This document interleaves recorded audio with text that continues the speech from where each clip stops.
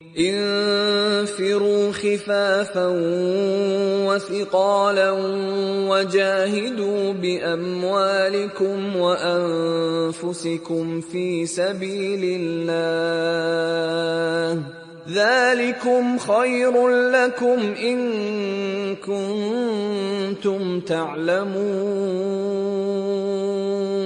Bukit Uhud terletak di sebelah kiri kota Madinah, merupakan salah satu simbol kepada siri peperangan Rasulullah SAW dan para sahabat dalam menegakkan agama Islam. Di bukit ini terjadi satu peperangan yang sangat memilukan di dalam sejarah Islam. Bulan Syawal tahun ke-3 Hijrah, setahun selepas kemenangan kaum muslimin di dalam Perang Badar, telah terjadinya satu peperangan di antara kaum muslimin di Madinah dan kaum musyrikin di Mekah. Perangan yang diberi nama Perang Uhud ini telah tercetus kerana kaum musyrikin Mekah ini membalas dendam di atas kekalahan Perang Badar. Kekalahan teruk kaum musyrikin semasa Perang Badar telah menyebabkan ramai pembesar-pembesar Quraisy terbunuh selain untuk menyelamatkan jalan perdagangan ke Syam daripada kawalan orang Islam. Kali ini kita akan serang Muhammad dan pengikutnya besar-besaran. Ya, betul. Kita perlu balas dendam dengan kematian saudara kita semasa Perang Badar tahun lepas. Jangan kau ingatkan aku lagi dengan Perang Badar. Aku tak kira. Kali ini kerahkan semua tentera kita untuk serang Muhammad. Tak kisahlah lelaki atau perempuan. Yang pasti Muhammad mesti mati. Apa rancangan kau untuk peperangan kali ini, wahai Khalid? Kali ini kita akan bawa 3,000 tentera kita untuk melawan Muhammad. Aku dan Ikramah akan mengetahui pasukan berkuda dan kita akan bertempur di Uhud. Uhud? Bukit Uhud tu. Kenapa di sana? Ya, Uhud. Disebabkan kawasan itu berbukit, mudahlah kita untuk mengepung Muhammad dan tenteranya. Janganlah kau risau Abu Sufyan. Bila aku dan Khalid bergabung, pasti tentera kita akan menang. Ya, kita akan menang. Khabar berita akan terjadinya peperangan ini telah disampaikan oleh utusan kepada tentera Muslim di Madinah. Waalaikumsalam, wahai Bilal. Aku ada berita yang perlu dikabarkan. Waalaikumsalam, saudaraku. Berita apakah itu? Abu Sufyan dan tenteranya sedang siap sedia untuk berperang dengan kita.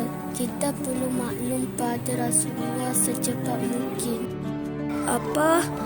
Baiklah, akan aku maklumkan berita ini.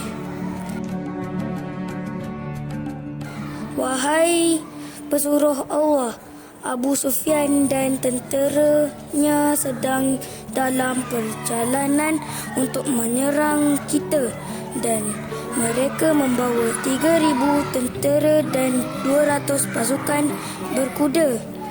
Apa yang perlu kita lakukan, wahai pesuruh Allah? Setelah mendapat berita mengenai peperangan yang akan berlaku, Nabi Muhammad SAW telah berbicara dengan para sahabat untuk meminta pandangan dan cadangan bagi menentang kaum Quraisy. Di dalam perbincangan tersebut, Nabi Muhammad SAW menegaskan untuk menerus kekal di Madinah dan berlindung dari dalam kota. Namun, beberapa para sahabat pula berpendapat untuk keluar bertempur dengan tentera Quraisy. Dengan perbincangan ini, telah bermulanya asas Majlis Syura di dalam Islam. Firman Allah SWT dalam surah Al-Imran ayat 159. فَبِمَا رَحْمَةٍ مِّنَ اللَّهِ لِنتَ لَهُمْ ولو كنت فظا غليظ القلب لانفضوا من حولك فاعف عنهم واستغفر لهم وشاورهم في الأمر فإذا عزمت فتوكل على الله إن الله يحب المتوكلين. Hasil perbincangan yang dilakukan, tentera Muslim bersepakat untuk keluar bertempur dengan tentera Quraisy di Bukit Uhud.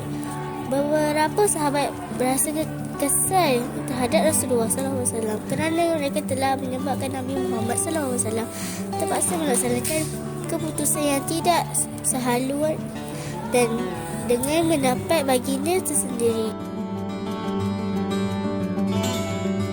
Wahai Rasulullah, kami tidak selayaknya menentangmu.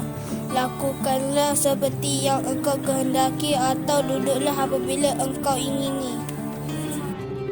Nabi Muhammad SAW menjawab, tidak selayaknya bagi seorang Nabi ketika dia telah mengenakan pakaian perangnya untuk menanggalkannya kembali sehingga Allah memutuskan perkara di antara dia dan musuhnya.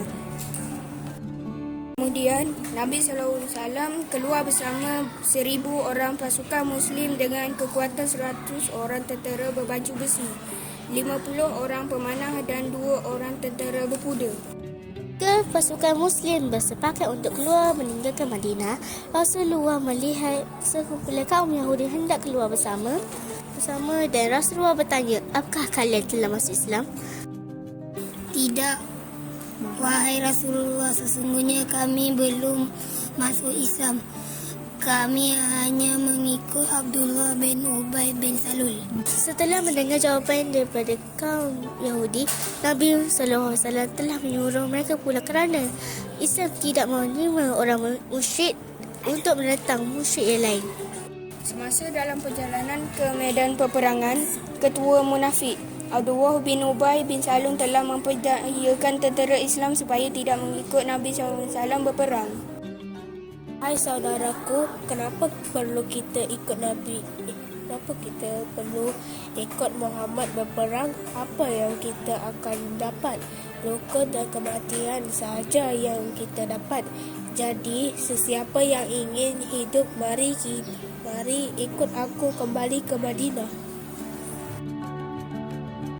Setelah mendengar kata-kata Abdullah bin Ubay, seramai 300 orang dari 1,000 tentera Islam telah berpatah balik ke Madinah dan hanya tinggal 700 orang sahaja tentera Islam yang benar-benar ingin turut serta berperang. Sesampainya Nabi Muhammad SAW dan balik tenteranya di Bukit Uhud, Nabi SAW telah melantik Mus'ab untuk memegang panci Islam. Dan jika syahidnya Mus'ab, Saidina Ali bin Abi Talib akan menggantikannya. Manakala panci dari kaum Aus pula dipegang oleh Usaid dan panci kaum Khazraj dipegang oleh Hubab. ما دنسوا لي حمانا لو طوقته الضراغم حثالة البغي صالت فأين عهد الحواسم ناسوا بأننا أبات نذود ذود القشاعم نحن الذين وطئنا بالخيل عرش الأعاجم بالخيل عرش الأعاجم الصور كي تستعد المظالم حتى الأراضي Nabi SAW telah menyusun strategi dengan membahagikan tentera Islam kepada 3 pasukan, iaitu pasukan kanan dan kiri berhadapan melawan musuh. Manakala pasukan pemanah telah ditempatkan di atas Bukit Uhud dan diketahui oleh Abdullah bin Zubair. Baik saudaraku, Rasulullah SAW telah mengarahkan untuk semua pemanah tidak dibenarkan meninggalkan tempat masing-masing walaupun apa yang terjadi, kecuali dengan arahan Nabi SAW. Pertempuran pun bermula.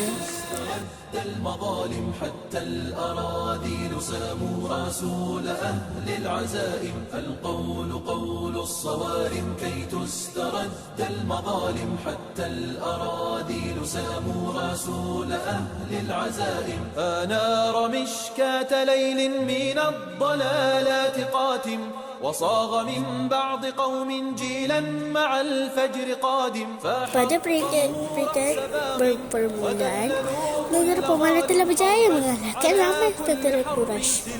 Tentera Quraisy mulai rasa takut dan ada yang lari daripada medan peperangan.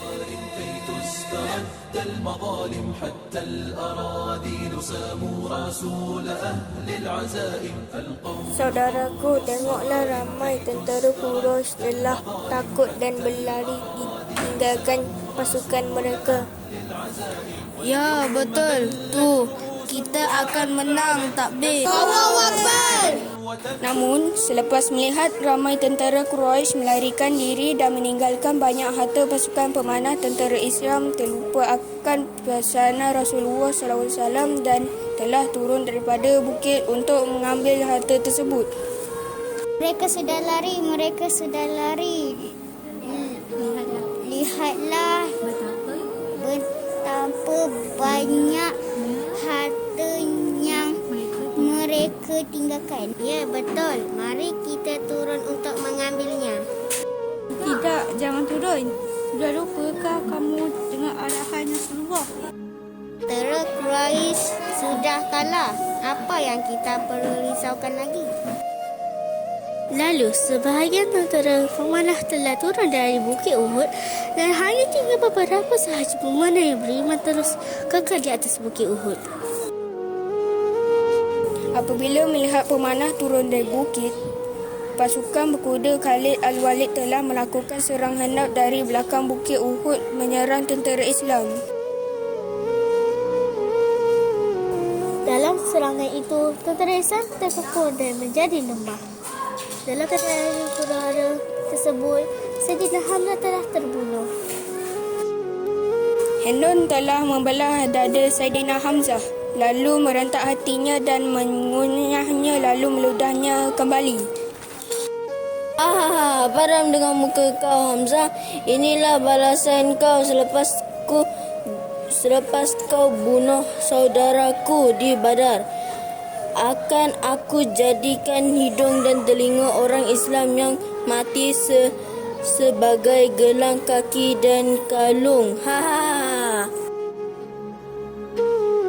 Kemudian, tersebar pula kabar angin mengatakan Nabi Muhammad SAW juga telah terbunuh. Apabila mendengar berita itu, tentera Islam mulai merasa takut dan keadaan menjadi kucing-kacir.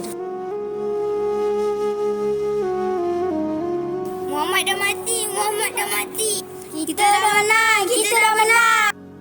Walau bagaimanapun, Nabi Muhammad SAW masih selamat dan dilindungi oleh beberapa orang sahabat. Dalam keadaan yang genting itu, Ubay bin Khalaf telah menghampiri Nabi dan mencuba membunuh baginda. Namun baginda SAW telah mengambil tombak dan menerjam leher Ubay bin Khalaf lalu membunuhnya.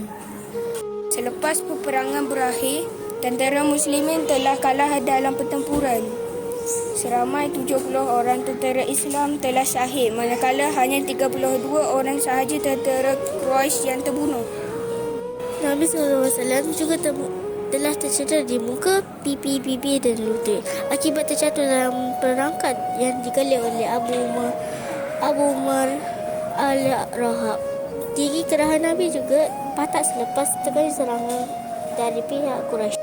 Saudara Nabi, Saidina Hamzah merupakan salah seorang tentera yang terkorban. Saidina Hamzah telah dibunuh oleh seorang hamba yang bernama Wahsy, iaitu hamba yang berkulit hitam. Wahsy telah dipaksa untuk membunuh Saidina Hamzah demi untuk melepaskan diri daripada menjadi hamba. Melihat keadaan jenazah Saidina Hamzah yang telah dibelah dadanya, Nabi SAW sangat sedih dan marah kerana perlakuan orang Quraisy, lalu mengarah semua tentera Islam dikebumikan dengan pakaian perang. Berakhirlah sudah kisah peperangan Uhud ini. Semoga dalam kisah ini kita dapat mengambil pengajaran dan menghayati kisah perjuangan Nabi Muhammad SAW dan para sahabatnya dalam menegakkan agama Islam. Sekian.